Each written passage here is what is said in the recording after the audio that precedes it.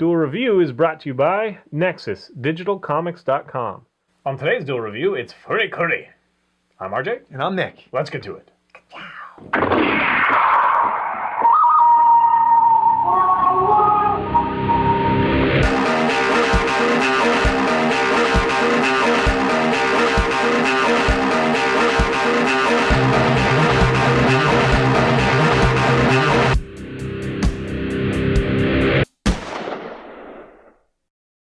Welcome to Thursday, the 1st of December. We are doing the anime Fooly Cooly. That's right. 2001. Fooly Cooly. It's basically what they eat. Oh, furry curry. Fooly Cooly. Has to do. There's some cat references in there and stuff. But, yeah, she loves the hot spicy noodles, the curry, spicy curry noodles. So anyway, somehow it got changed into Fooly Cooly, and then they just abbreviated FLCL. So look for FLCL. That's how you'll find it. Yep. It is on Netflix now. It's only 6 episodes. It's really short. It's kind of just more or less of a weird experiment, honestly. Yeah. And I have some opinions about it, but I want to ask you first a little bit about what you think of it. I thought it was insane. Well, first of all, you have honestly there's so many weird things going on that it's hard to keep track of. Yeah. You have this boy, you have this chick on a moped, and you have this other chick who might be homeless. I don't really know. And the boy, whose name is, what was his name? I think it's now Tuh. The boy, has robots popping out of his face. It's only 6 episodes. Like, how am I supposed to remember a name after 6 episodes? A lot of weird things happen. This chick from outer space on a moped runs him over, touches his forehead or something, and a hand pops out, and that's supposed to be like some god that the little homeless girl finds. I don't know. There's so many weird things going on. No, this is a crazy. Not a god. It's the Pirate King. Duh. Oh, totally makes sense now. Duh, right? Of course. Okay. Well, I guess I should tell you a little. Clarify. Naota is the little boy, and he kind of represents childhood. He represents the innocence of a child. So everyone in this series is a metaphor for something? Is that no, not necessarily. Oh. It's a social commentary about like freedom of expression and. I don't know. It is very weird. It's 6 episodes, very short, but it's fun. It's a fun ride. Yeah, it is. If you care to really figure it out, you really have to watch it like 3 times or something, or go online and see if you can find somebody to help you. It's kind of one of those things, though. It's like Mulholland Drive, where people just say what they think, but nobody's actually said this is what it's about, like the director or whatever, that I know of. To me, it's definitely, in the last episode, it gives you some clues. There are some really bizarre stuff. So, medical mechanica is kind of like the government in this thing. Okay, it's you see this big iron on top of the hill. There's this city, and on top of a hill, there's this big iron. And it's like a building, and they're like in there. And later on, like a hand develops that looks like it's going to pick up the iron, and the whole thing is like. That iron, it's gonna iron out all the wrinkles in your brain and make you so you can't think or be individual, whatever. So to me, it's kind of this commentary on being creative and thinking out of the box and not giving that up. But at the same time, Haruko, she's the girl on the moped from outer space, who carries a guitar around and hits people in the head with it, especially Naota. Because he can robot things come out of his head. It's a portal. It's like a portal. Haruko from space is after the Pirate King, which Medical Mechanica has. And we're not totally sure if Haruko is in love with the Pirate King, or we know that she's kind of like this police officer who's supposed to find him and like arrest him. Excuse me, but she also wants his power. Because he's like this all-powerful thing. Right. And it might represent God. You might be right. I mean, I don't know. So it's just kind of this weird, at the end, Naota has to decide whether he's going to side with, being creative or, fitting back into the norm, to have the power, to give the power.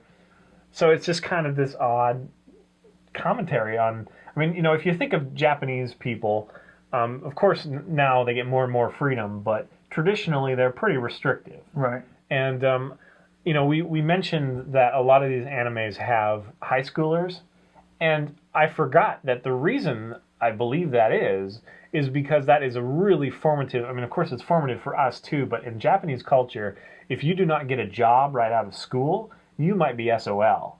There's a lot of competition, and usually you're placed right after. So especially college is like this huge deal. So high school would be like your last possible freedom before you go into this adult world of really, towing the line and being careful of what you do kind of thing. Otherwise you might be, I don't know what they don't want to be, like a ramen house, guy or something. I don't know, but they would have, they don't have a choice to be in the upper echelon of jobs. Well, that's very interesting because I hadn't looked at Fooly Cooly that way before. I just thought it was like just bizarre. Yeah, I just thought it was bizarre. It's strangely adult in places, but not too many. I had brought up to you Dead Leaves, and it kind of reminded me of that. Right. So to hear you say that, there's like a whole metaphor behind the entire series. Well, now I got to rewatch it and figure it out for myself. I didn't even take notice of that, which is weird for me. Quite honestly, I tried to figure out what this was, and I came up with this idea that it is kind of a social commentary on it's they say that like Wizard of Oz was about trying to get people to be complacent with their station in life, and this is kind of a rebellion of thing. But then you start thinking about, okay, well, who has the power in this? So it's Medical Mechanica and then Haruko. Those are the two kind of warring forces, right? Haruko seems to be the one that's about freedom of expression and randomness and all that stuff. And Medical Mechanica seems to be the, the strict governmental force. But at the end of it, it's the opposite. Haruko she wants the power, and if she has her way, then Naota is going to be kind of back to where he was.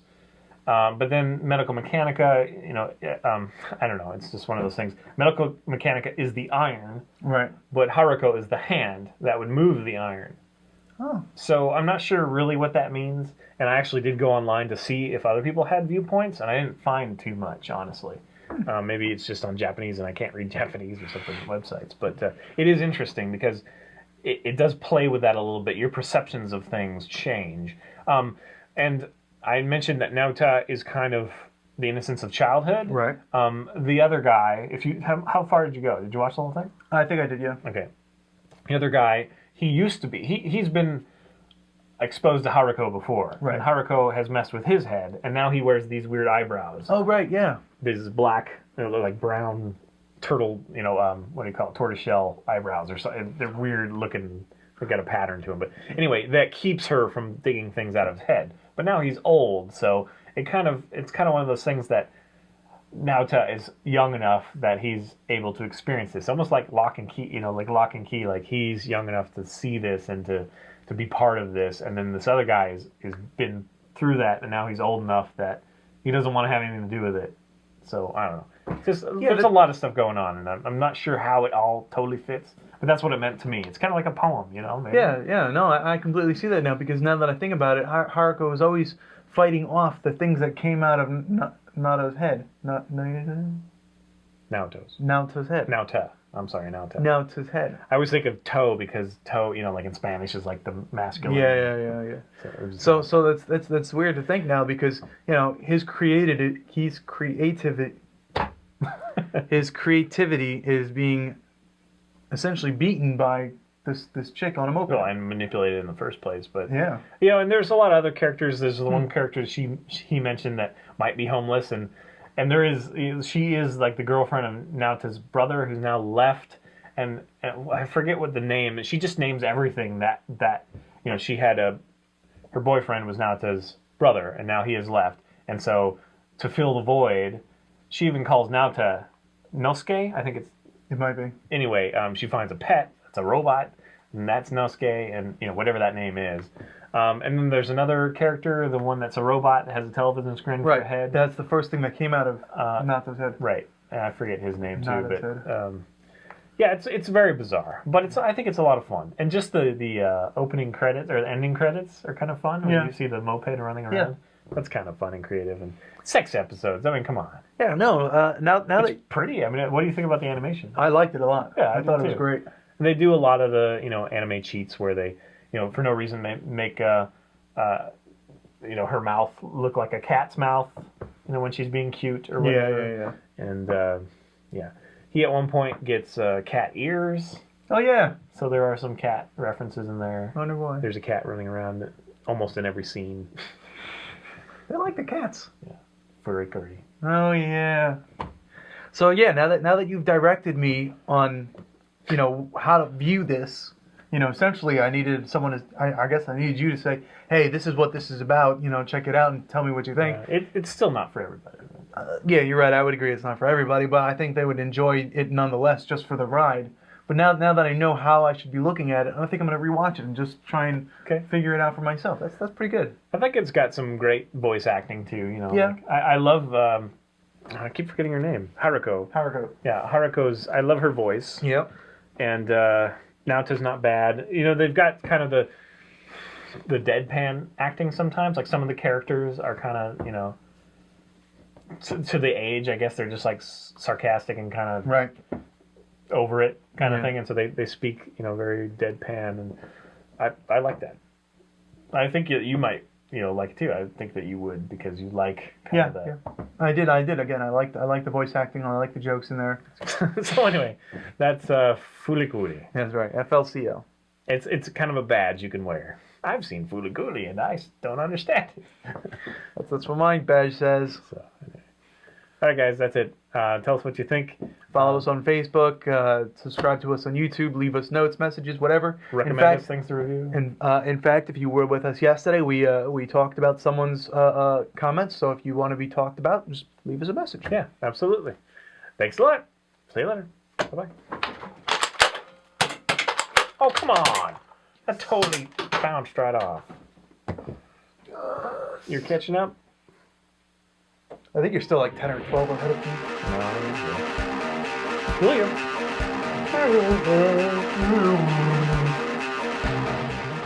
Here comes the Mystery Men on Duel Review.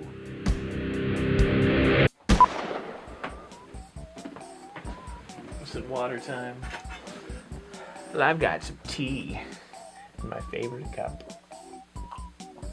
Pinky's out. Oh, it's just delightful. When the weather outside. What's that little bunny? What's your name? I don't know what your name is. Usahana.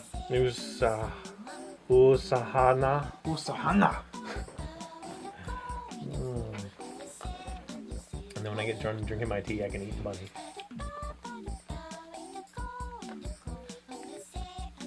Not very good.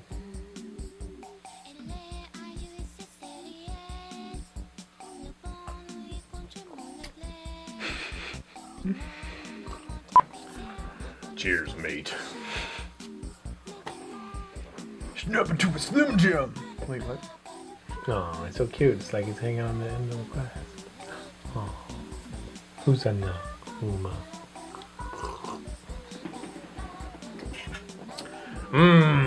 Toasted green tea. With bunny. With bunny. The bunny makes it fantastic. Dip your toes in that tea, bunny. Somehow that sounded perverted.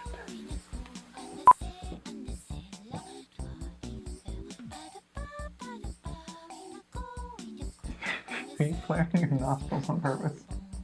No, it's just involuntarily happening. Welcome to Thursday 1st. The 1st of December. Welcome to Proper Sentence Structure with Nick and RJ. Diction. Enunciation. Diction.